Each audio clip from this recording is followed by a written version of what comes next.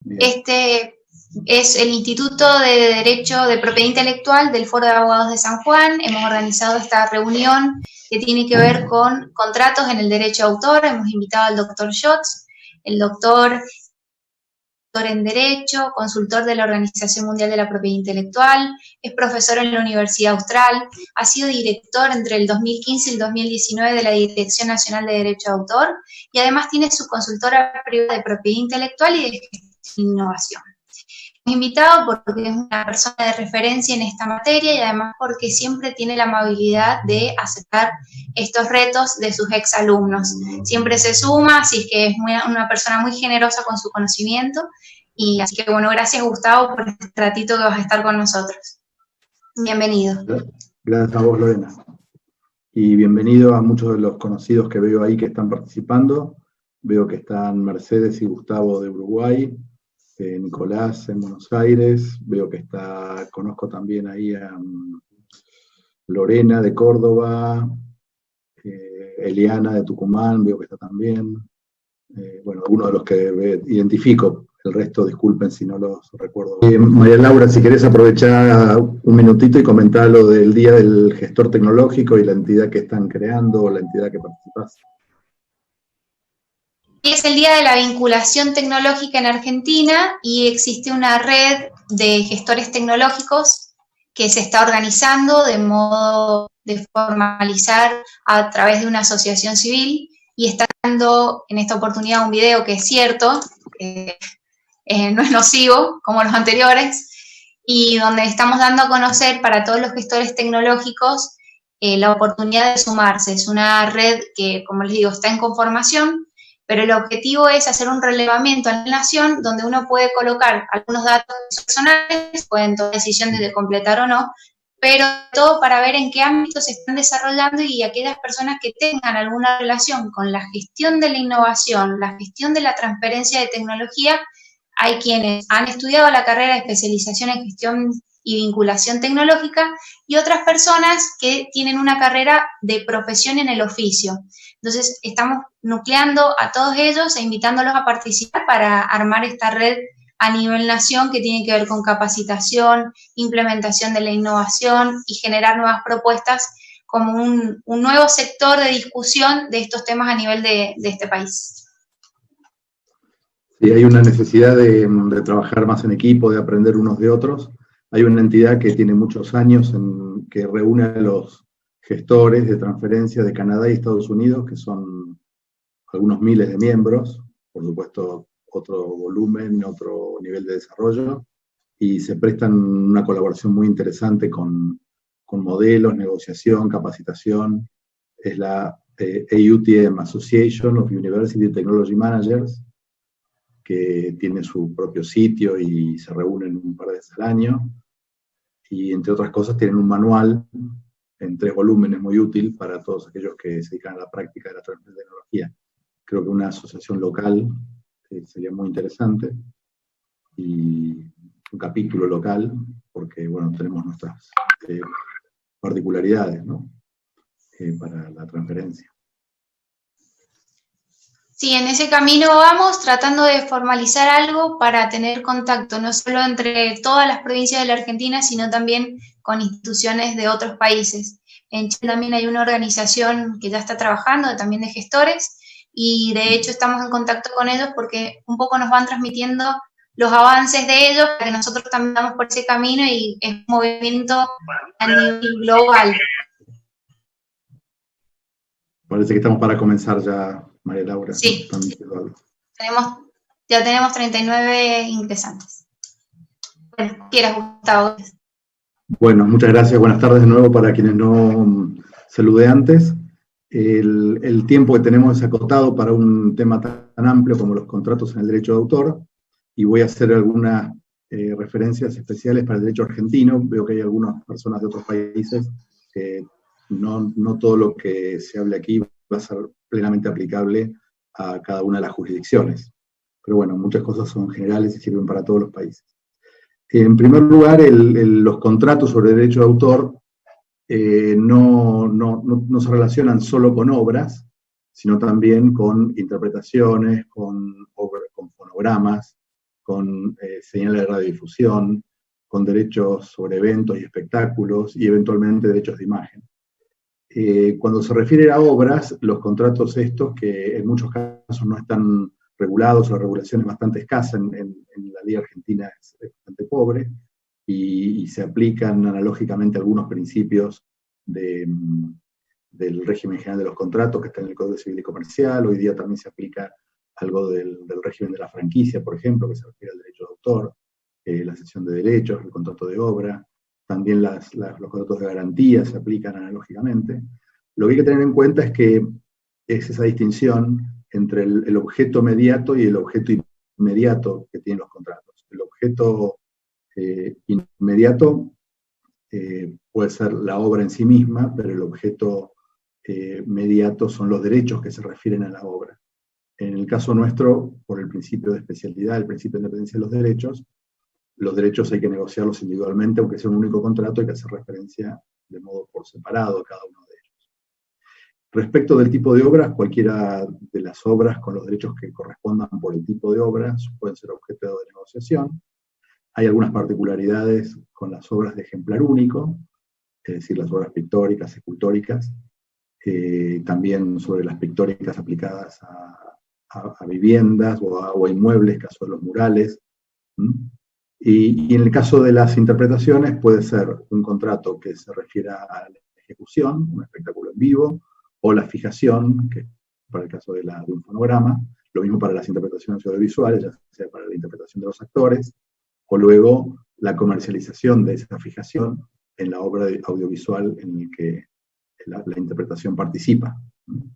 Respecto de las señales de radiodifusión, las señales son portadoras de programas, los programas no siempre son obras. Por ejemplo, programas que no son obras tenemos los programas de noticias, los programas de los realities, los programas deportivos. No son en sí misma obra, pero hay contratos sobre la señal y se negocia ese flujo de programas. Algunos serán obras y otros no. Puede haber obras audiovisuales, cinematográficas, series, incluye la publicidad, incluye música. La señal es un vector que tiene dentro de sí derechos de propiedad intelectual y otros derechos de exclusiva, como por ejemplo los derechos exclusivos sobre eventos. El radiodifusor, cuando negocia estos contratos, negocia la señal. ¿Por qué? Porque ya antes celebró otro contrato por el cual estaba en condiciones de incorporar esos programas, sean obras o no sean obras, en su señal.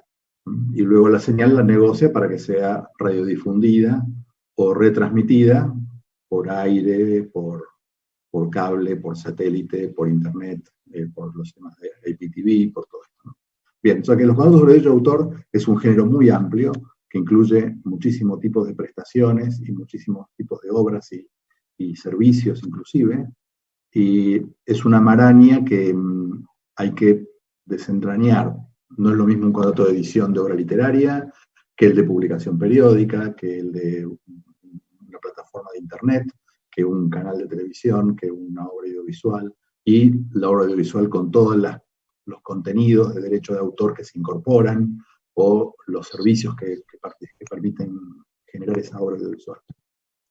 Hay temas generales a todos ellos que dan un poco de ideas básicas que hay que tener en cuenta, especialmente para los abogados que no se dedican a la disciplina, porque a diferencia de lo que sucede con la propiedad inmueble, cuando uno transmite la propiedad sobre un inmueble o un mueble, esta es la cosa, se identifica, está la parcela, las medidas catastrales y lo que esté construido y hacia abajo.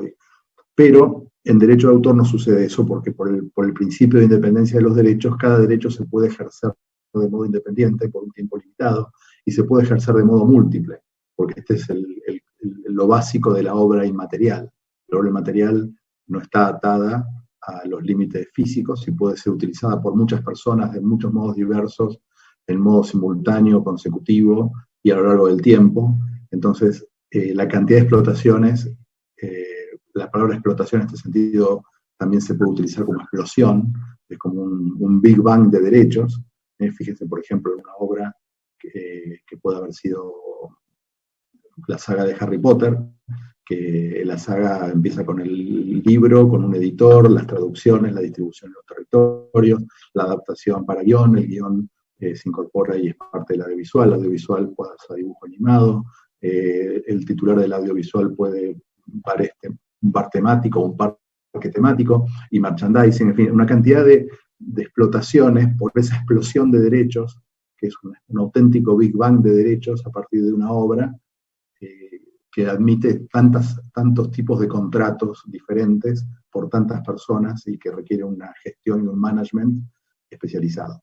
Entonces, para los que se dedican a esto, atento a las múltiples explotaciones que dependerá del tipo de obra. Si es un documento científico a ser publicado en una revista, no hay tantas posibles modos de explotación como en una obra de ficción. Un documento científico es obra, pero estará la revista, estará el repositorio institucional y estará la traducción. O sea, hay 5, 6, 7 posibilidades. Otros tipos de derechos, como los que gestionan las grandes corporaciones como Marvel, son cientos de derechos y cientos y miles de contratos a partir de una obra, a partir de un conjunto de derechos, ¿no? En caso de que no sea claro el contrato respecto de esto, se va a interpretar a favor del autor o a favor del titular, en el sentido que lo que no cedió, lo que no concedió, lo que no autorizó, lo conserva. Acá el principio es a su favor, y el que prepara el contrato y el que negocia tiene que, palmo a palmo, ¿no? Conquistar cada uno de los derechos o negociar cada uno de los derechos, y cada uno tendrá su plazo, su precio, y puede perfectamente establecerse derechos que tengan plazos y valores distintos y regalías distintas. Supongamos, por poner otro ejemplo complicado, el caso de las condiciones 360 de la industria musical, que hace que el artista, por un lado están los conciertos, por otro lado está el merchandising, por otro lado está la incorporación de la canción en un audiovisual. En fin, podría ser que la regalía por la incorporación al audiovisual sea mayor, porque es un mayor esfuerzo para la gente o para el productor, que la venta en Spotify. Y la venta de ejemplares físicos es una regalía mayor y se calcula de modo distinto. O sea, cada una de las explotaciones, aunque estén en un mismo contrato, requieren determinar cosas por separado, porque todos son derechos independientes y en caso de dudas se interpreta a favor del titular o del autor. Los derechos morales no son parte del contrato porque son derechos inalienables, imprescriptibles, aunque hay algún tipo de producción donde legítimamente el titular, el autor, podría en su propio beneficio establecer algún tipo de limitación en los derechos morales. Se me viene a la cabeza el caso de los murales.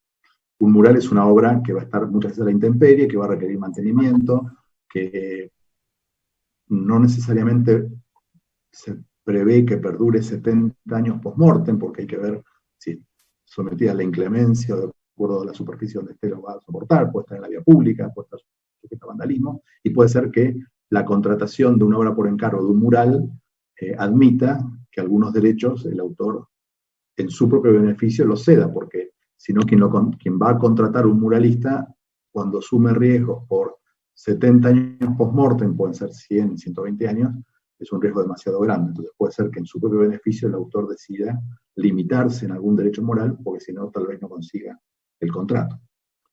Lo que sí son objeto de los contratos, sin duda alguna, son los derechos patrimoniales. Y dentro de los derechos patrimoniales hay una referencia necesaria en esta disciplina, que es la distinción entre corpus mysticum y corpus mechanicum. La obra es la expresión formal de un concepto, de un conocimiento, que puede ser en átomos o en bytes, y ese corpus mechanicum es el vehículo donde la obra está expresada, donde uno puede reproducirla, donde la puede trasladar, entregar, y ese corpus mechanicum puede ser objeto de algunos contratos, por ejemplo, el contrato de distribución. Si es un objeto físico, ejemplares de libros o CDs, por ejemplo, el corpus mechanicum puede ser objeto del contrato y se aplicarán algunos elementos que no se aplican respecto del corpus mysticum, que es la obra en sí misma sin importar el soporte. O sea, que puede haber contratos vinculados a soporte, supongamos distribución, que puede ser por territorios, cantidad de ejemplares, formatos, que no necesariamente se refieren a la obra en sí misma, que se mantiene intangible. Entonces, no siempre con la compra del soporte se están negociando todos los derechos vinculados a la obra, se negocian solamente los derechos que están en ese soporte. cualquiera sea el tipo de soporte y cualquiera es el modo de transmisión. El otro tema importante en estos derechos es la territorialidad, porque admiten explotaciones multiterritoriales, ya sea porque el contrato se refiere a más de un territorio o porque el territorio se fragmenta. Y la fragmentación puede ser por localidad, como el caso de las señales de televisión, puede ser por país, como en el caso de plataformas, puede ser globales, también en el caso de plataformas, puede ser por territorio y por idioma, por ejemplo, la industria editorial está muy ligada a territorio e idioma, lo cual establece no solamente un tema de negociación y de precio, sino un tema que está muy atrás del derecho de autor, que es la territorialidad del mismo derecho, porque el derecho, la extensión de derecho el derecho tiene que ver con el país donde se reclaman los derechos. O sea, por ejemplo, para saber si un derecho, ya sea en plazo, ya sea en cantidad de ejemplares o limitaciones y excepciones, es válido en determinado país, hay que ver la legislación de ese país, no hay una legislación universal. Hay una base universal a partir del Convenio de Berna, a partir de los ADPIC, a partir de los tratados de la OMPI, pero luego los derechos son acotados por la legislación del país. Entonces, por ejemplo, la Unión Europea, respecto de obras literarias vinculadas a la educación, tiene una serie de limitaciones que no están en la legislación argentina. En la legislación argentina hay cosas que no se pueden hacer con las obras literarias, que sí se pueden hacer en Europa. Y hay recaudación que van a tener los autores europeos en Europa que no van a tener los autores europeos en Argentina, porque hay una entidad de gestión que los administra. Y con esto engancho con el otro tema, que es la gestión individual y la gestión colectiva. Los derechos de gestión colectiva obligatoria, como tienen algunas legislaciones, también la nuestra, no se negocian los contratos, sino que se aplica directamente la tarifa regulada, ya sea por la entidad de gestión colectiva o la que arbitró o habilitó la autoridad estatal. Entonces, cuando hay gestión colectiva necesaria, se pide autorización a la entidad de gestión colectiva y se aplica una tarifa que es uniforme. Es cierto que hay cierto margen de negociación, que puede ser por el tipo de cliente, por el volumen, pero los precios tienden a ser homogéneos.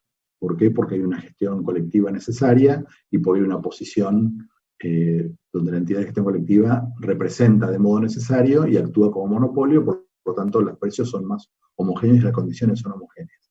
Mientras que los derechos de gestión individual que el titular y el autor conserva, y ahí negocia, y el contrato de edición, que es uno de los más conocidos, es fácil de verlo. Cantidad de ediciones o cantidad de ejemplares, o tipo de formato, o cantidad de traducciones, o adaptaciones, o edición bolsillo y edición ebook, y cada uno va por separado porque son derechos que el autor conservó.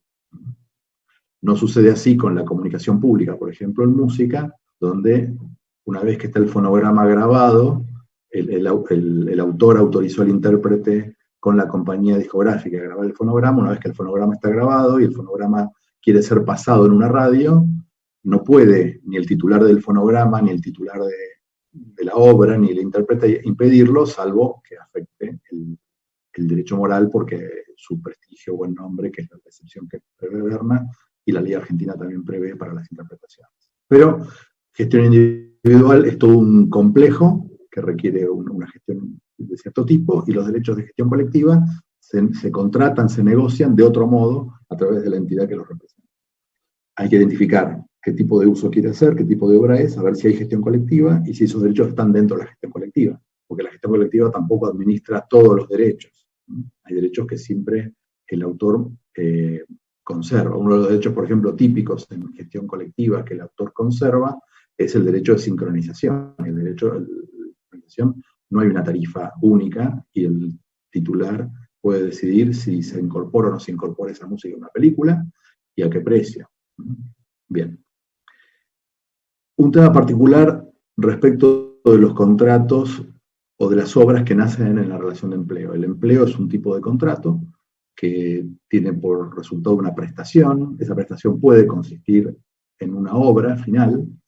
Ahora, la ley argentina en este sentido es un poco relativamente escaso los datos que tiene. La ley de trabajo también es escaso, y a diferencia de la ley de patentes, las obras que nazcan en la relación de empleo no se considera, no se presupone que hayan sido cedidas al empleador, si no se dan algunos presupuestos anteriores que el empleador debe haber tenido en cuenta, o alguna categoría de obra en particular, que es el caso de las obras software y las bases de datos. En el resto de las obras, la relación de empleo no presupone la cesión, hay que establecer el mecanismo por el cual el empleado traslada la propiedad de eso que ha generado en la relación de empleo al empleador, ya sea para que lo integre a una obra más compleja, supongamos agencias publicitarias, donde los empleados hacen aportes creativos que los debe administrar la agencia en beneficio del anunciante, o en el caso de los canales de televisión. En fin, hay distintas relaciones de empleo que encima, otro gran defecto que tenemos en Argentina es que los convenios colectivos no las han considerado. La creación intelectual no está considerada en los convenios colectivos. Encontré una referencia hace poco en el convenio colectivo de estudiando para un concurso, vi que había una presunción de que los dictámenes, por ejemplo, generados en la administración pública, eran de la administración pública, y no se referían a legislación, sino a un dictamen, una parte de un expediente, pero esto es bastante inusual. El resto hay un vacío enorme, y creo que es un buen camino, como pasa en España, como pasa en Alemania, que por convenio colectivo, por cada actividad específica, se negocie qué pasa con los resultados de esa actividad creativa del empleado, ni hablar de lo que pasa en universidades o institutos de investigación.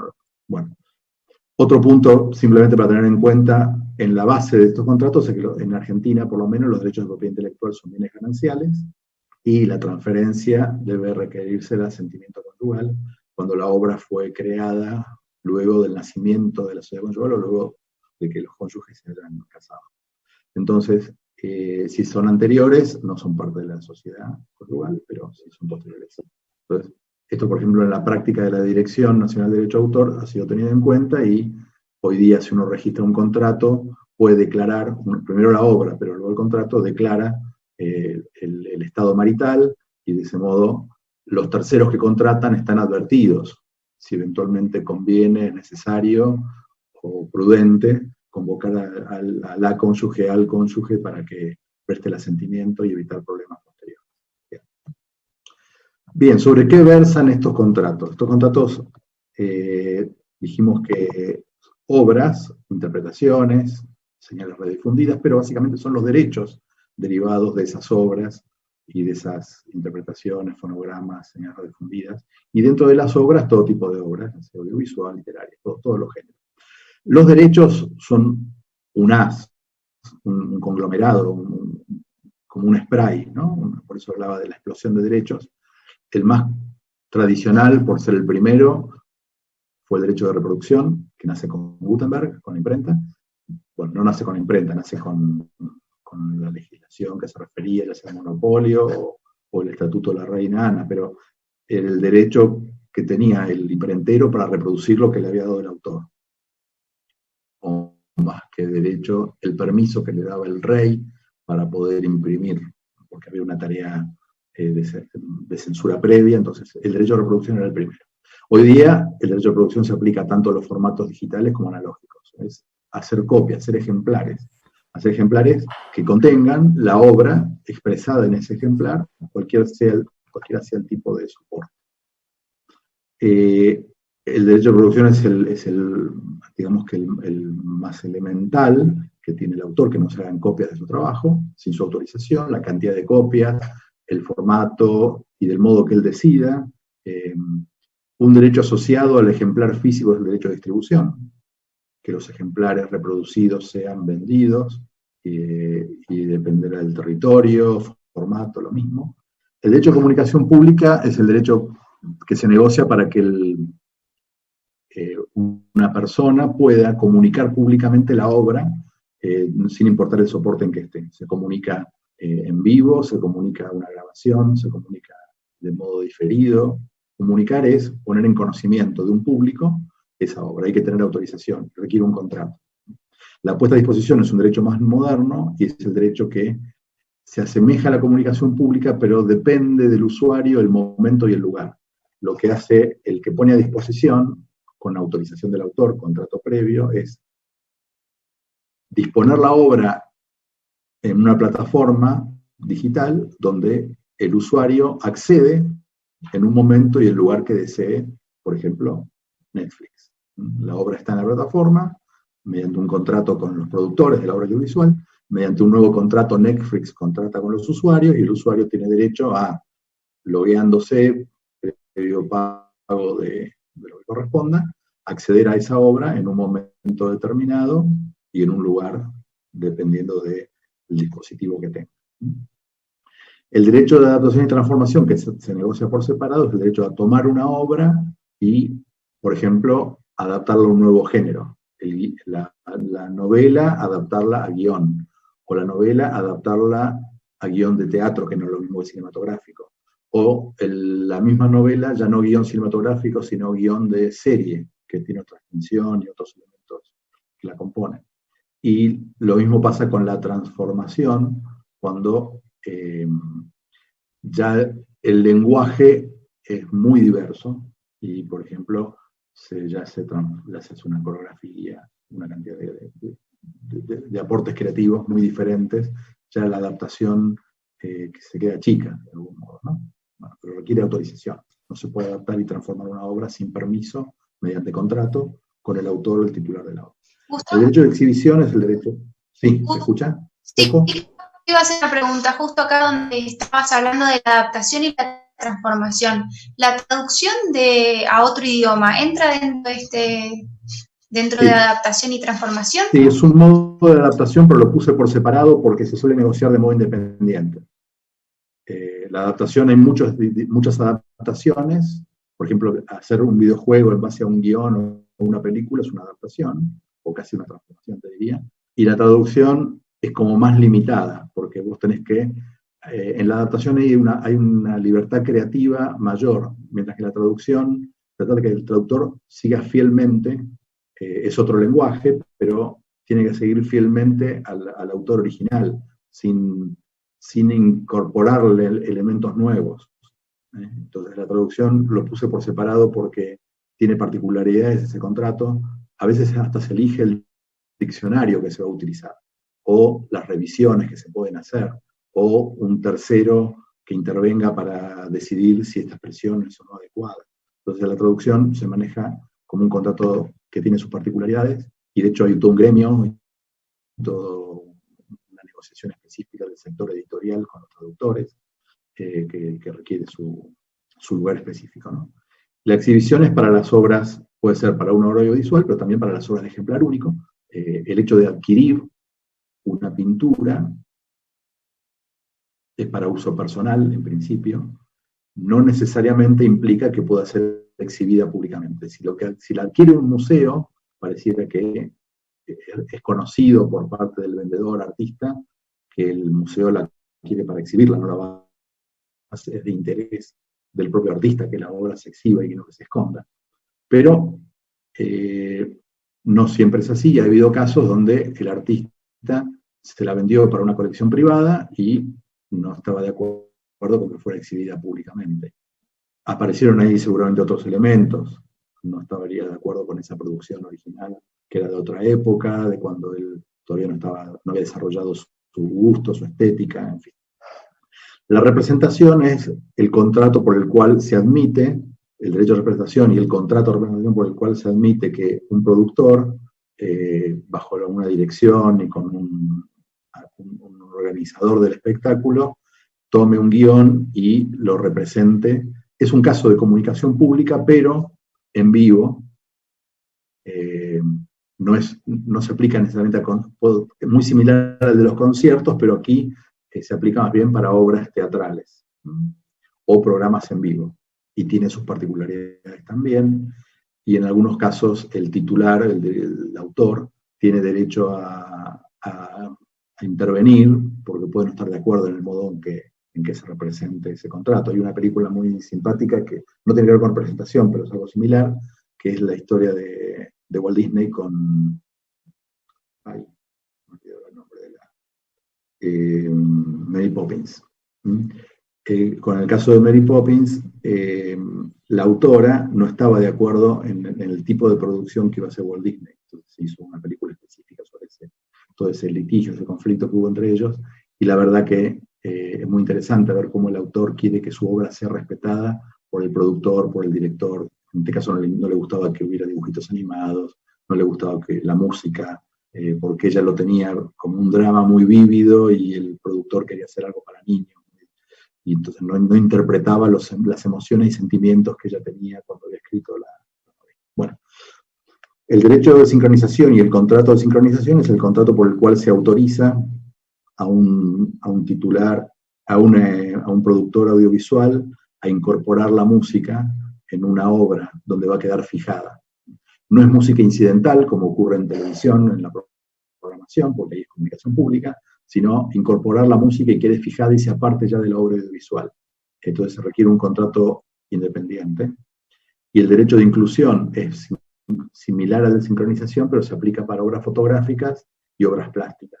Cuando un productor audiovisual, un cineasta, quiere que parte de la obra audiovisual incluya obras pictóricas.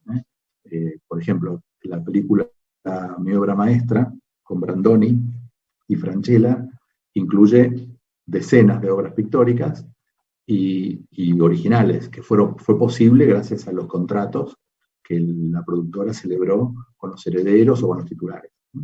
Y si no, no hubiera podido incluir esas obras pictóricas en la obra cinematográfica. El contrato de cesión, digamos que es un contrato como remanente, que podría incluir a todos ellos. La cesión se asemeja en parte a la venta. La cesión, más que autorizar el uso y goce por un tiempo determinado, o modalidades como todos los anteriores que vimos, la cesión implica la transferencia del derecho. De por sí, la cesión, si se está escribiendo bien el contrato y el lenguaje se utiliza apropiadamente, la cesión implica exclusividad e implicaría el tiempo de duración del derecho, salvo aquellas legislaciones que establecen que la cesión tiene un tiempo máximo. La cesión, si no se dice nada, el autor podría recuperarla, pero es un caso vía judicial, por lo menos en Argentina. La venta de derechos está prevista en la ley nacional, pero la venta de derechos, aunque se utilice la expresión se vende, es más propia de las obras de ejemplar único, donde se vende el ejemplar. Pero la venta del ejemplar no incluye los demás derechos. Por ejemplo, si yo adquirí una pintura y la tengo en mi casa, no me autoriza con esa pintura hacer libros o imprimirlas y vender pósters o lo que fuere. ¿Por qué? Porque compré el ejemplar, pero los derechos de reproducción los conservó el autor de la obra pictórica.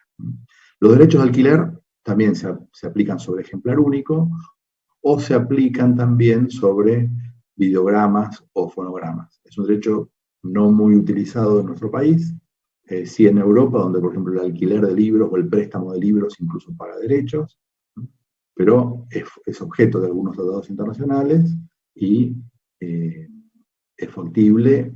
Son negocios que están un poco en retroceso a partir del entorno digital y de la obra plasmada en bytes, porque ya no, bueno, nadie va a alquilar, o poca gente alquila, pero sin embargo se siguen alquilando. Por ejemplo, el otro día me contaba una artista conocida que había alquilado su obra pictórica para que fuera parte de un escenario en una obra de teatro. Bueno, la alquiló, la devolvés cuando termina. Podría haber habido una copia, pero bueno, se ve que el productor o el director preferían que hubiera una obra original, o ella no quiso hacer copias, quiso que hubiera la original. Eso es un problema, porque además hay contrato de seguro, una cantidad de cosas, ¿no? El merchandising es básicamente un contrato de reproducción, pero reproducción en objetos de aquella obra. Puede ser la obra misma, el merchandising que se hace, por ejemplo, de las obras de Botero en el Museo Nacional de Colombia, o de las obras de Dalí en el Museo de Gala y Salvador Dalí, cerca de Barcelona, pero lo normal es que el merchandising aplique la obra en otro tipo de soporte, marroquinería, prendas de vestir, pósters, en fin, una cantidad de elementos que son comercializados a mayor valor o que acceden a un mercado nuevo porque incorporan la obra. Entonces, se venden cosas que tienen la obra, no es que se vendan obras en sí mismas. Bien, el derecho de producción, o el contrato de producción es el contrato por el cual hay un productor que convoca a distintos autores o creativos que intervienen en la realización de una obra compleja, que pueden ser de varios distintos géneros, para una obra final. Entonces los contratos incluyen a veces el encargo, y otras veces la adaptación. En fin, el contrato de producción es un contrato que también es múltiple, porque es un productor pero con múltiples creativos y con cada uno de ellos un contrato diferente, y finalmente con la obra producida, con la participación del director, supongamos, visual, la obra es objeto de, de distintos contratos posteriores para la explotación. O sea que tenemos contratos anteriores a que la obra está realizada, con distintos soportes creativos, y distintos contratos con la obra ya finalizada. Hay contratos de financiamiento, que uno dice, bueno, es un préstamo, tiene un interés financiero primordial, pero hace referencia a la obra y están vinculados a que la obra sea creada, sea estrenada, sea distribuida, o sea que tiene relación también con los derechos intelectuales. ¿Sí? ¿Hay una pregunta? No. No, Gustavo, no te preocupes, que es un sonido de fondo que hubo, nada más. Ok. Y luego los contratos de garantía, que son menos usuales en nuestro mercado, pero más frecuentes en otros, donde el objeto son los derechos, pero no para el uso y gozo, no para la transferencia, sino para conservarlos como en una obligación oblicua, para garantizar otra obligación distinta, por ejemplo, financiera, o sea, los objetos de las obras son objeto de contrato de garantía, y por ejemplo es posible registrar esos contratos, ya sea la prenda, en un fideicomiso. Bien, una gran distinción son los contratos entre obras existentes y obras futuras. Las obras futuras son obras que todavía no están terminadas, están tal vez ideadas, o hay un propósito, o hay un índice, puede ser, en el caso de un futuro libro, o un resumen, o un guión, pero no está la obra audiovisual, está el guión, pero no la obra audiovisual. Entonces, en ese caso hay que determinar cuál es la obra que va a ser el objeto de... Si el contrato tiene por objeto que la obra se realice y luego se transfiera, o que se realice y luego se permite el uso y goce, hay que determinar esa obra de la cual luego se desprenden los derechos. Y acá puede haber un problema porque la obra finalizada no es aquella que fue prevista. Hablando con una colega que trabaja en una editorial muy importante, son contratos un poco ad gustum. Me dice, bueno, sí, te contrato la preparación de un libro sobre la historia del Mundial del 86. Y lo va a escribir Diego Maradona. Y andás a ver cómo escribe el Diego. Y si necesita ayuda, y si, bueno, puede ser que al final no valga la pena. O que no lo termine, o que quede por la mitad, o que termine hablando de otra cosa, no sé. Entonces, hay un tema de la determinación del objeto y de los derechos que van a ser objeto de esa obra, que es importante. Hay casos especiales vinculados a obras muy particulares, como por ejemplo la obra de arquitectura. Se encarga el diseño, se entregan los planos, listo para ser construida, y eventualmente se incluirá o no la construcción posterior. Lo mismo que pasa con respecto del software, que se requiere un software que va a solucionar tales problemas, que va a traer tales prestaciones, que va a correr en tal plataforma, que va a utilizar tal lenguaje, pero todavía no está listo. Lo mismo sucede con diseños o con páginas web. Entonces, en estos casos, determinar cuál va a ser la obra objeto de esos contratos y esos derechos es muy relevante, y hay documentos técnicos que hay que tomarse un tiempo para escribirlos y negociarlos muy bien antes de firmar el contrato, porque luego hay que ver si se cumple o no se cumple con aquellas prestaciones comprometidas, si la obra terminada cumple con las especificaciones y las prestaciones comprometidas. Arquitectura, ingeniería, muchas de estas obras son así. Lo mismo pasa con libros, ya lo mencioné, ¿no? En estos contratos de obra por encargo, por el régimen argentino, la cesión no se considera implícita, no se puede presuponer, y junto con el encargo de la obra hay que pactar la cesión, que puede ser al momento mismo del contrato, su objeto de condición suspensiva. La condición se ejecuta una vez que la obra está terminada, y eventualmente registrar la obra y registrar el contrato. En ese contrato va a haber que decir, terminada la obra, es cedida, es entregada y es cedida con tales y tales derechos, y va a ser registrada como titular el comitente, y quien la preparó, quien la elaboró, va a ser el autor o los autores. Siempre van a conservar la calidad de autores, pero los registros, y perfectamente el sistema lo permite, distingue entre el titular, que va a ser quien pagó por esa obra, quien la encargó, y aquel que efectivamente la realizó, que es el autor-creador, autores, creadores. Y se registrará el contrato. Bien. Ahora, respecto de qué derecho cede en la obra por encargo, de nuevo se aplica el principio de especialidad, porque se ceden los derechos, pero como la ley también tiene muy pocas especificaciones, supongamos en el caso de los planos de arquitectura, el hecho de que se encargue, se paguen y se entreguen los planos, habilita construir la casa o lo que fuere con esos planos, no hacer 2 casas, o 3 o 4. ¿Sí? Si van a hacer más de una, porque va a ser una casa modelo que se va a replicar en un barrio cerrado, en un country o lo que fuere, entonces hay que pactar la cantidad de veces. No es lo mismo el precio de diseñar una casa que diseñar una casa que se va a construir 100 veces. No es lo mismo para el autor, arquitecto, ingeniero.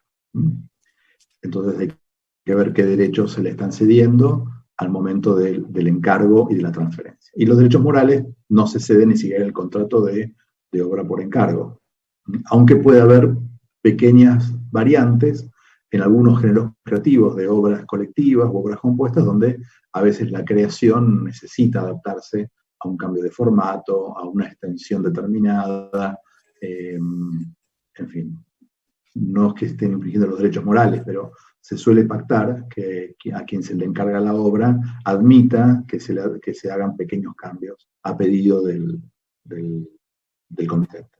Gustavo, una pregunta. En el caso de las demandas de los abogados, ¿podría ser considerado como un plano de arquitectura también? O sea, es decir, una demanda para el caso concreto, o cómo lo tendríamos que considerar, que también podría ser considerado obra por encargo. Yo creo que sí, y lo mismo pasa respecto de los contratos. Hay contratos que son estado del arte y no hay demasiada originalidad. Supongamos el alquiler de un inmueble. Obviamente el abogado pone lo mejor de sí y puede haber aportes creativos en el alquiler de un inmueble. Pero hay otros contratos más complejos y hay demandas y hay alegatos y hay dictámenes. Los dictámenes son muy importantes también porque suelen tener un valor económico relevante. Cuando es un dictamen o un caso de arbitraje, para un caso particular que requiere una intervención y una creatividad específica. Entonces, resuelvo el caso, pero si las situaciones son equivalentes, supongamos que es para una empresa, una situación determinada por una normativa del Estado Nacional.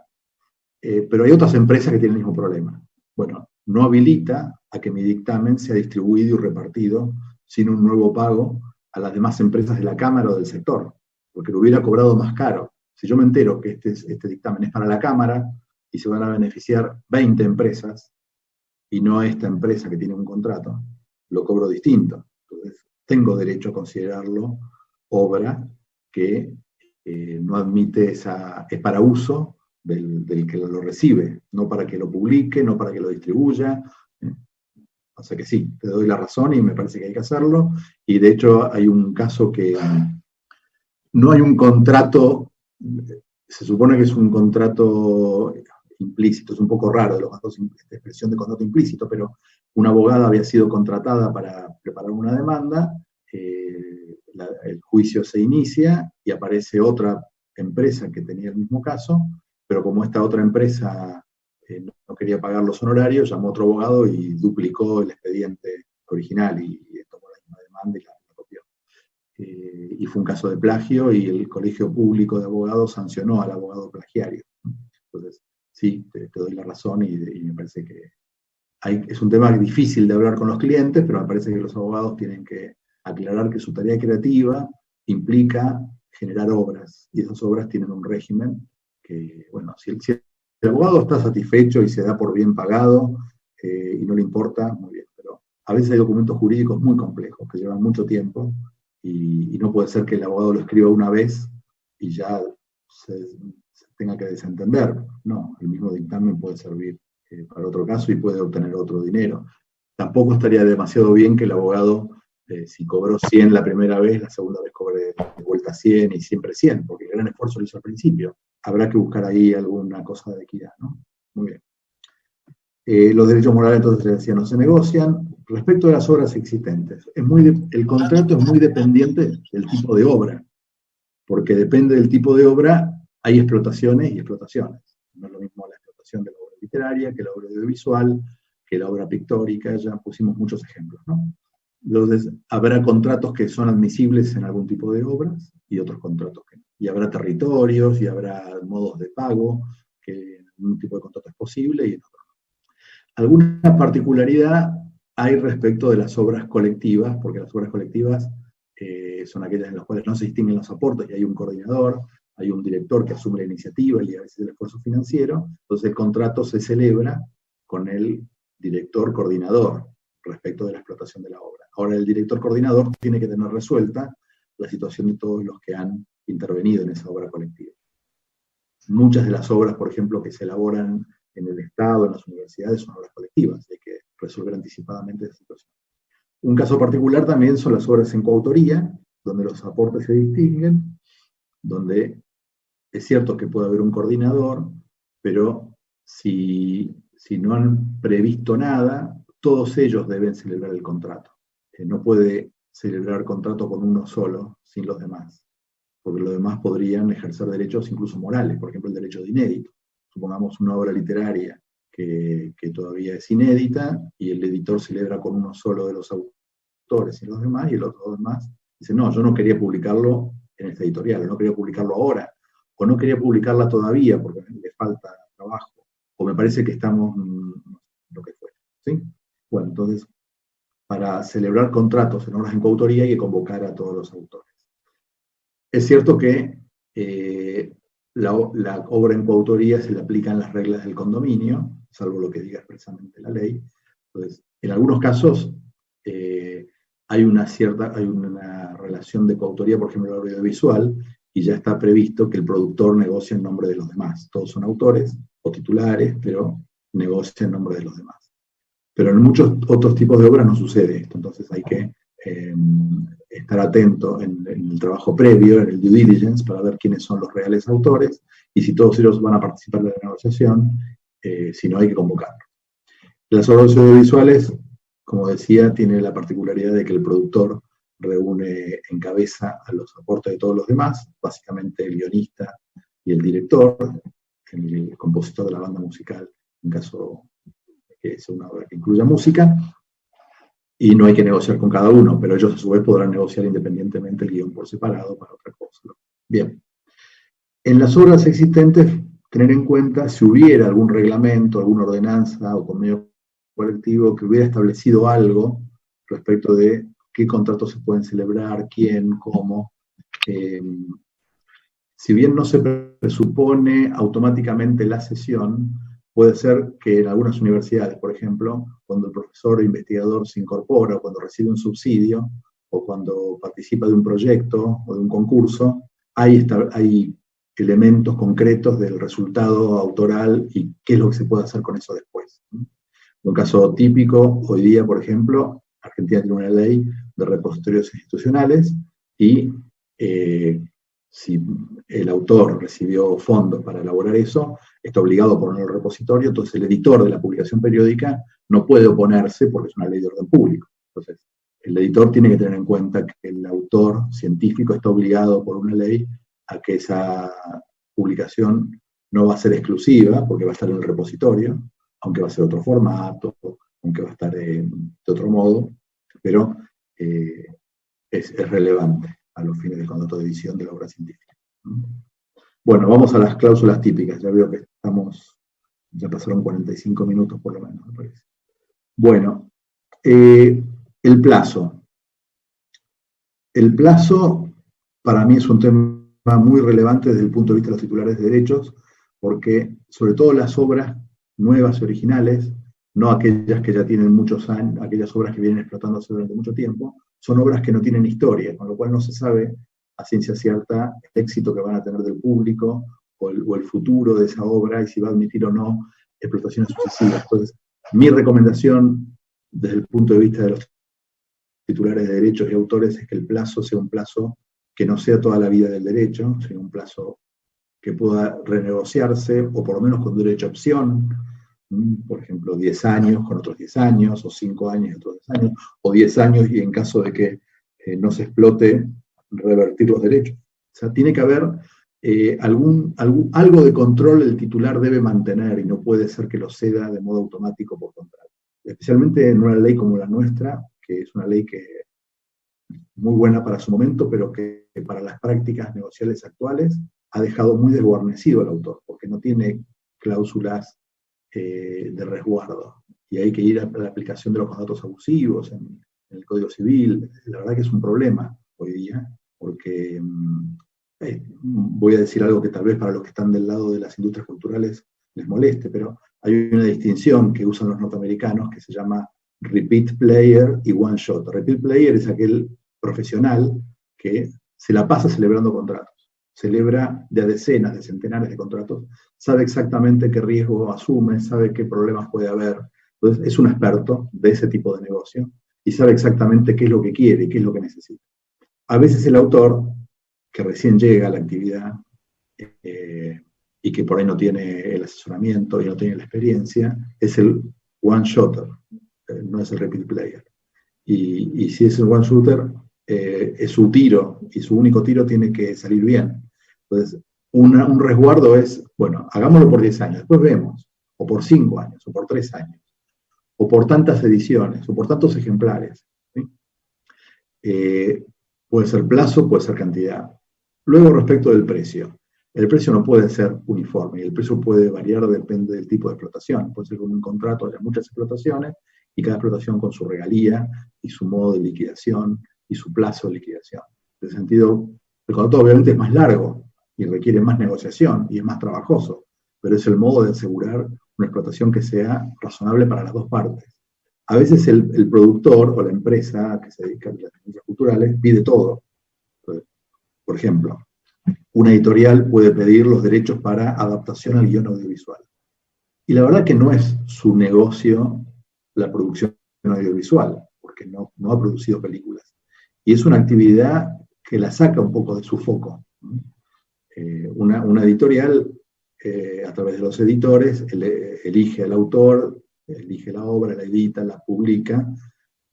Sentarse a negociar con un productor, con las condiciones financieras que significa, con los subsidios del Inca, con una cantidad de elementos, está un poco fuera del foco de la editorial. Si el autor cede los derechos para adaptación a obra audiovisual por toda la vida de la obra, y se está cortando las manos y los pies.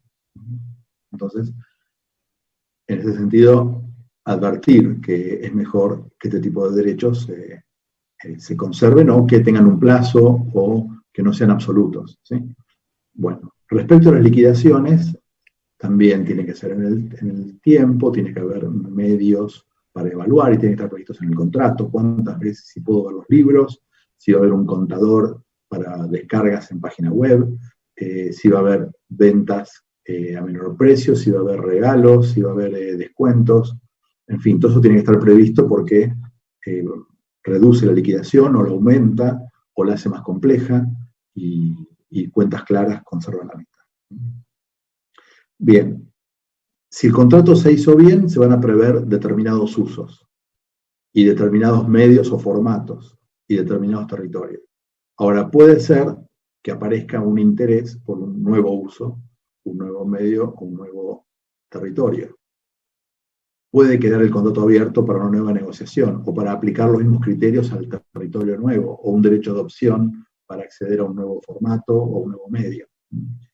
Los contratos, por ejemplo, de hace 20 años, 30 años que no preveían el entorno digital, en la industria editorial, por ejemplo, deben ser adaptados. No se puede aplicar el mismo contrato para el medio físico que para el medio digital, lo mismo para la música. No es posible aplicar el mismo contrato que se había celebrado para la venta de long plays. Fíjense qué antiguo que soy, muchos de los que están mirando ni saben qué es un long play, ni un cassette, ni un magazine. Ese contrato no puede aplicarse para el entorno digital, de descargas o de streaming. Bien, entonces, ahí se aplica el principio que habíamos hablado al principio, in dubio pro auctore. un uso no previsto, un medio o formato no previsto y un territorio no previsto, no es parte del contrato y el derecho lo conserva el titular, que puede volver a negociar en caso de que no haya previsto un mecanismo para incorporar eso. ¿Se puede sublicenciar? Habrá que prever. No se puede presumir la sublicencia. Tiene que estar concedida de modo expreso. Modificaciones a la obra. Es un contrato por separado, o en ese mismo contrato, qué tipo de adaptaciones o modificaciones se pueden hacer en razón del mercado, del entorno, o lo que fuera. Lo mismo para adaptaciones y obras derivadas. Hay que preverlas o un contrato por separado. Bueno, algunos convenios especiales que generan problemas, ya sea por su ausencia o por la pobreza en la que están redactados. Por ejemplo, los acuerdos de publicación para el caso de las universidades, para los centros de innovación, respecto de los resultados de la investigación, que puede ser materia patentable por un lado y materia de publicación científica por el otro. Es posible que el acuerdo de I+D establezca en paralelo un acuerdo de publicación. ¿Se puede o no se puede publicar? ¿Cuándo? ¿Bajo qué condiciones? Bueno, esto hay que estar muy atentos, porque a veces por recibir un financiamiento para hacer una investigación se pierden otros derechos que corresponden a la institución o a los autores, en el caso de publicaciones científicas. Acuerdo de cotitularidad, escasez absoluta. El tiempo que me tocó estar en la dirección, y ahí está Nicolás Maruga que puede dar fe, no se recibieron a inscripción acuerdo de cotitularidad. O sea, hay cotitulares sobre una misma obra que tienen que administrarla y tienen que gestionar luego entre ellos o entre ellos y los herederos, y no hay acuerdos de cotitularidad que se presenten a registro. Y yo digo que no solo se presentan a registro, yo creo que no se celebran, o se celebran muy pocos, y son muy importantes para evitar problemas al conjunto musical, a la productora, de distintos grupos de personas que interactúan de buena fe, en una relación de amistad, que se han conocido, y luego la creación pertenece a todos en conjunto, pero no saben cómo administrarla, y no saben luego cómo negociarla cuando llega la explotación de la obra. De garantía, son datos específicos, donde pueden ser ya sea sobre el flujo de fondos que genera el intangible, supongamos que se quiera asegurar las regalías que está generando la explotación de un sello editorial o de unas obras, o la obra misma en prenda para garantizar un préstamo. Los bancos no tienen ni idea de esto, lamentablemente en nuestros países no tienen ni idea, no lo utilizan, desconfían enormemente, y los especialistas en propiedad intelectual tienen que colaborar, porque lo más razonable es que una persona que su mayor activo son sus creaciones, de los cuales tiene un portfolio importante, canciones, películas, libros, lo que fuere, tiene que poder utilizarlo en la medida que hay un público asegurado, en la medida que hay un mercado, en fin. Compra-venta. En los contratos de compra-venta de obras de ejemplar único no se suele prever qué pasa con los demás derechos. Se entrega la obra, se paga el precio, a veces en blanco, a veces en negro, puede ser en una subasta, pero no se dice nada entre el artista y la primera venta de qué derechos se transmiten con la obra. Y creo que puede ser en interés tanto del adquirente como también respecto del artista, decir qué derechos entrego junto con la obra, con el soporte, y qué derechos me reservo.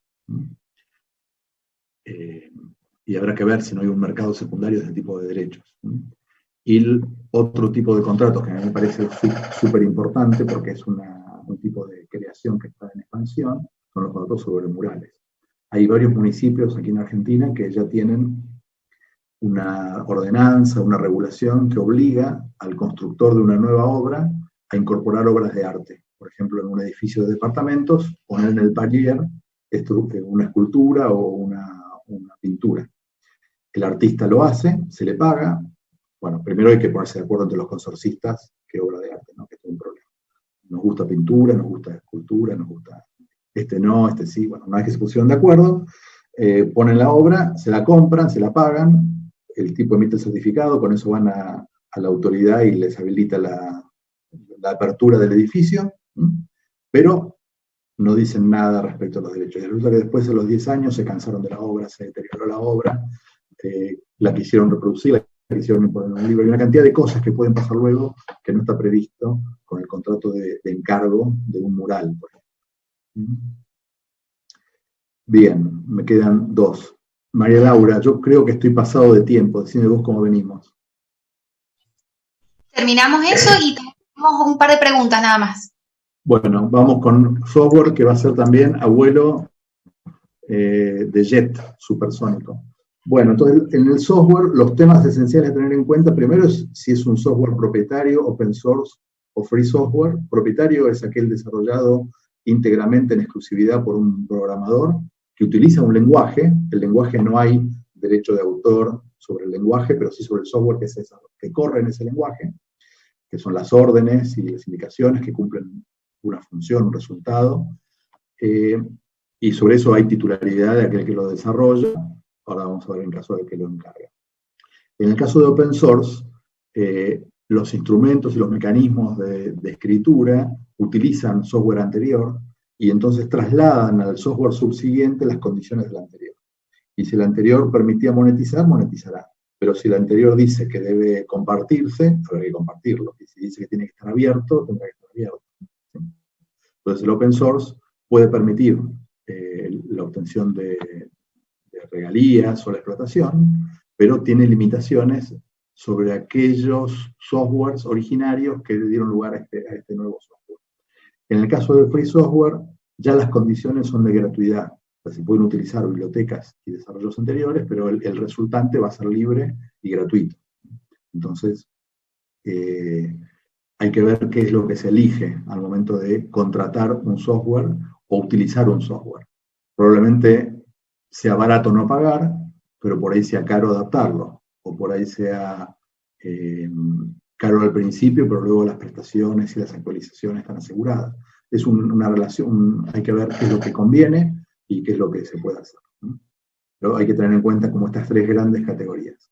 Respecto del software de desarrollo, o el software por encargo, que está hecho a medida y para una prestación o un grupo de prestaciones particulares, en principio de un cliente que lo necesita, el desarrollo no implica de por sí la cesión, acuérdense de lo que dijimos antes, y hay que, en ese mismo contrato, el comitente, además de todas las prestaciones que el software va a cumplir, todos los estándares, que se ceda la propiedad del software, que se transfiera, y que se transfiera no solamente el código objeto, que es el aplicativo, el que funciona en la máquina, sino el código fuente, que es aquella programación que permite la modificación del código objeto. El código fuente muchas veces no se entrega, y reclamar el código fuente implica un precio adicional.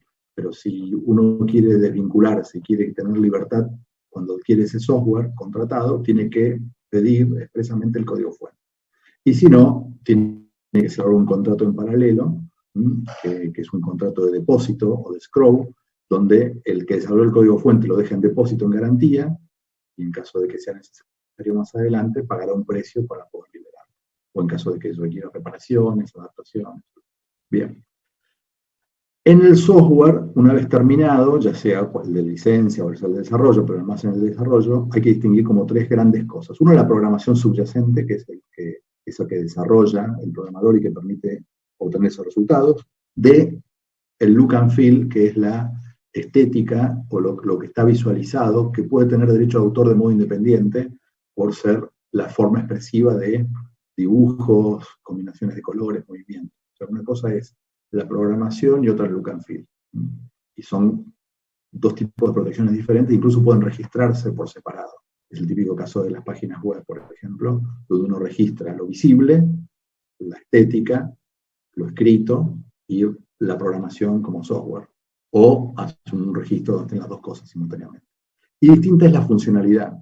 El derecho de autor no protege la funcionalidad. La funcionalidad se puede lograr con otro software y que logre el mismo resultado. Entonces, el tener un software no implica tener la protección del look and feel, no implica tener la protección de la funcionalidad.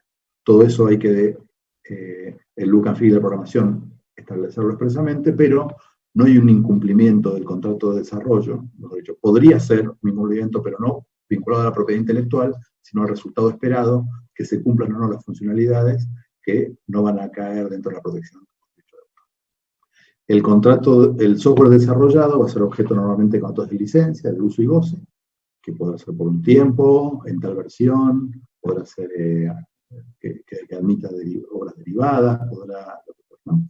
Y ahí hay que ser muy cuidadoso con las versiones y con las aplicaciones, porque hay versiones donde el nivel de intervención, en algún caso, si es muy alto, estamos ante un software nuevo que no está incluido en el contrato anterior, y en otro caso son obras derivadas que podrían estar incluidas. Y las partes pueden pactar.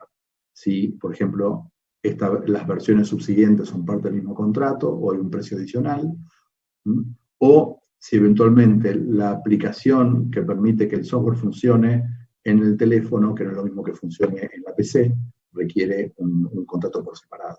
Y de hecho a veces hay que programar distinto, y se programa distinto, no hay que programar para PC, para Windows, que para Android, que para iOS, o para otro tipo de plataforma. ¿Sí? Bien. Último, inscripción de los contratos. Enorme recomendación. El año pasado tuvimos 2 problemas muy serios en la dirección, o 2 expedientes que llegaron a la dirección donde se oponían al registro de obras, porque faltaba registrar las obras y faltaba registrar los contratos. Las obras se habían originado en razón de unos contratos que no estaban, y luego tampoco se habían registrado las obras. Entonces hubo que desmenuzar todo el proceso creativo y ver a quién correspondía la titularidad de la obra, en base a los documentos existentes. No había un contrato formal, aunque había órdenes, indicaciones y cosas. Entonces, es importante registrar las obras y registrar luego los contratos que se refieren a esas obras. En el caso de los contratos, se pueden inscribir de modo, hoy en etapa de COVID y de encierro, es uno de los pocos registros que se pueden hacer totalmente en línea, porque los documentos se reciben digitalmente. Entonces, bien, los animo a que no descuiden esto, porque los dolores de cabeza luego son importantes. Y para los abogados que se dedican a esto, tengan en cuenta que también hay que brindar un buen servicio. Parte de la diligencia y de la experticia es asesorar bien al cliente. Y el buen asesoramiento es que lo registren al contrato, no que no lo registren. Asesorar a un cliente, decirle, ahorrate unos mangos que no hace falta porque está el convenio de Berna, y el convenio de Berna dice que la obra nace con la creación, muy lindo, pero después los aspectos probatorios y las negociaciones tienen que estar documentadas. Y no alcanza con Berna porque después el esfuerzo judicial es enorme. Entonces, una buena recomendación para ser abogados diligentes es registrar las obras y registrar los contratos que se refieren a esas obras. Muy bien, María Laura, yo terminé y a disposición y adelante. Muy bien, Gustavo. Volviendo un poco al tema de los registros de contratos. ¿Es un tema muy tedioso para realizar en la plataforma? ¿Es costoso? ¿Algún conocimiento extra que uno tenga que tener, o la plataforma y ya fácilmente llega a lo... No, a ver, al principio había inconvenientes para el acceso, porque había un único acceso que era por clave AFIP. Hoy día hay muchos más accesos y modos de validar, y el trámite lo inicia una de las partes, no lo inician las dos, con lo cual una sola puede asumir la responsabilidad de la inscripción del contrato, presenta la documentación en nombre de ambas, y como es el registro del contrato, el contrato va a tener que hacer referencia eventualmente a la obra, normalmente publicada, aunque la dirección también admite contratos sobre obra inédita, pero no es un trámite difícil. Nosotros lo que hicimos fue, en el formulario, incorporar elementos que faciliten nuevos tipos de contratos, o por lo menos que le den la posibilidad al abogado o a las partes de registrar, por ejemplo, la obra por encargo, que no tenía un casillero específico. Ahora, no es que no se podía, pero ahora tiene un casillero específico. Contratos de garantía tienen su casillero específico. O sea que hay muchos tipos de contratos que están previstos expresamente. La acreditación de la persona se hace digitalmente con la cédula de identidad, con AFIP, hay 4 o 5 elementos, y luego se acompaña la documentación como declaración jurada. Las partes que inscriben el contrato, la parte que inscribe, declara que es copia fiel del original. Entonces lo que envía es escaneado el contrato. El contrato firmado de modo manuscrito se escanea, no tiene que estar con firma certificada. certificada, ni tiene que ser una copia certificada. Ahora, ¿qué pasa en tiempos de pandemia? En tiempos de pandemia no se pueden reunir las partes para firmar. Suponemos que esto va a pasar pronto, ¿no? Pero es posible firmar digitalmente el contrato. La Argentina admite la firma digital, con lo cual si las partes tienen firma digital, no hay ningún inconveniente. Y también sería admisible la firma electrónica, no solo la firma digital, porque como las partes dan fe y bajo declaración jurada de que es copia fiel y que no habría inconveniente en continuar con la inscripción de contratos, incluso en esta época de aislamiento social. Muy bien. Te paso otra pregunta también. Alguien pide si puedes, por favor, dar un ejemplo de transformación de la obra.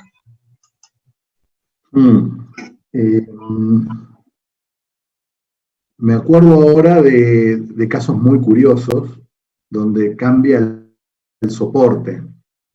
Una obra que había sido realizada, y yo digo que no es reproducción, sino transformación, porque a veces el soporte es muy importante por la sensación visual y estética que da. Cuando se cambia de soporte, ya no es una mera reproducción, sino una transformación. Por ejemplo, una obra en mármol, que se permite hacer en madera, o madera que se puede hacer en otros, para mí es un caso de transformación, no es un caso de mera reproducción.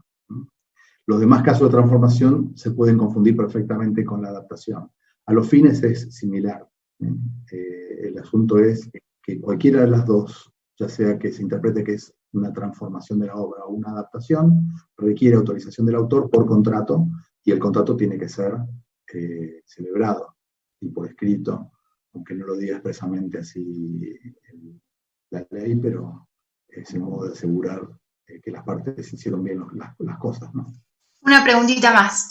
En caso de una entidad del Estado que organiza una competencia y el ganador ha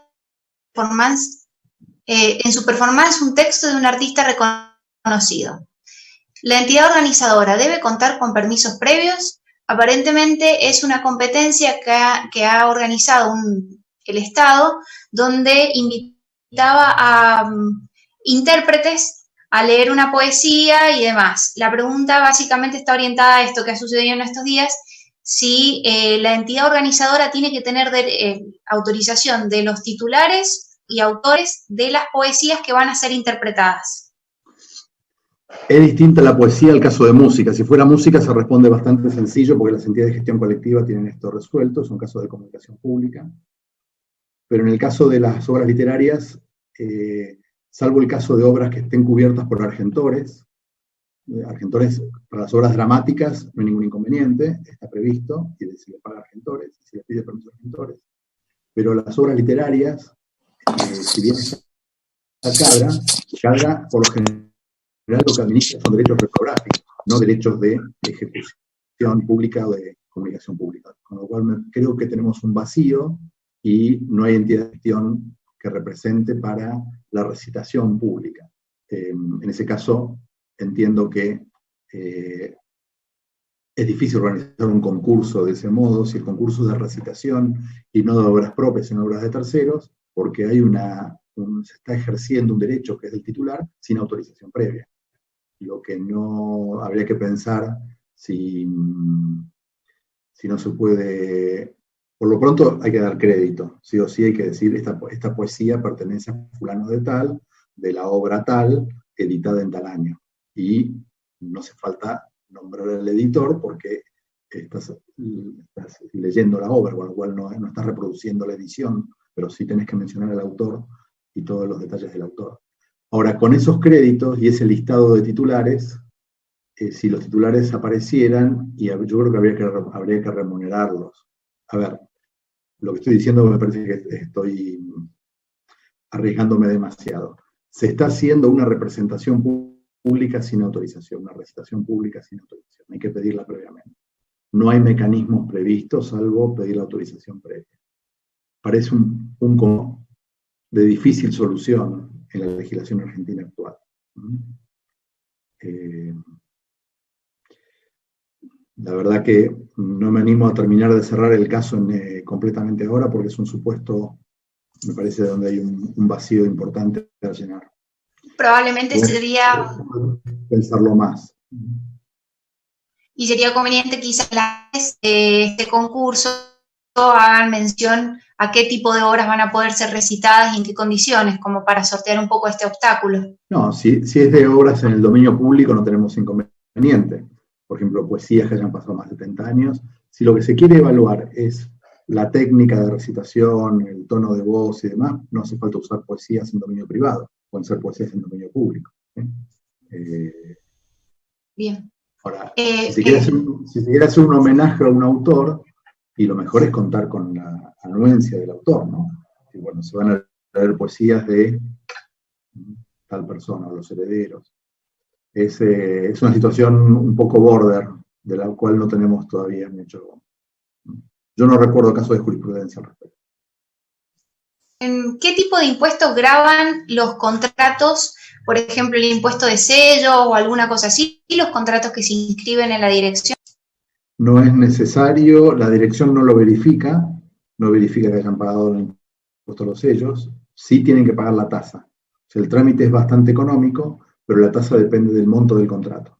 Los contratos por monto indeterminado no pagan un mínimo, los de monto determinable hay que hacer los cálculos y se paga por monto determinable, y los de monto determinado se aplica la alícuota a monto determinado, y si mal no recuerdo es el 2 por 1000, si no Nicolás que está por ahí, que por favor nos diga. Última pregunta, Gustavo. Dice lo siguiente: cuando mencionas que el registro de software se puede hacer online, en realidad están pidiendo a la dirección llevar un pendrive o en un sobre, porque si no, no dan la carátula definitiva. ¿Puede ser que así suceda? No, yo lo dije. ¿Pendrive o CD? No, el contrato del software se puede hacer online, pero el registro del software sí hay que llevar un pendrive, un DVD o lo que fuera. O sea, hay que distinguir el registro de obras de la inscripción de contrato. La inscripción de contrato, pero el registro de obras tiene una parte todavía que es física. Hay que llevar el sobre con la obra para que los funcionarios de la dirección verifiquen el contenido, si efectivamente esa obra que están registrando es aquella que dicen que están registrando y demás. Hay que distinguir. El software sí tiene que ir en sobre, en algún formato. Muy bien, Gustavo. Lo último que pide la gente que nos ha estado viendo y escuchando es si puedes repetir el mail de contacto de la consultora de ustedes, si lo pueden publicar aquí, quizás en el chat para todos, o en la filmina que tenías. Eso. Ahí lo están viendo. Ahí se ve. Bueno. Finalmente, hemos llegado ya al final de esta charla. Quería agradecerles a todos por estar atentos, por haber sorteado este obstáculo que tuvimos hace instantes. Y bueno, y contentos porque se ha sumado mucha gente, se han sumado un poco más de 50 en la segunda vuelta, así es que ha sido una charla muy interesante. Y a vos, Gustavo, por la paciencia y por toda la dedicación y todo este conocimiento que nos das. Gracias, María Laura, y gracias a todos los presentes. La verdad fue un gusto y fue un momento complicado al principio, pero bueno, ¿qué va a ser? Estamos en este mundo. Sí, así es. Así que, bueno, Gustavo, no sé si nos vas a permitir quizás luego que compartamos esta charla con las personas que han participado. Sí, compartila. Si querés ponerla en PDF o mandarla como PDF, pero ningún problema. Sí. Bueno, muchísimas gracias. Así hacemos y luego te la hago llegar. Dale, gracias. Gracias, hasta luego. Hasta luego a todos. Gracias por participar.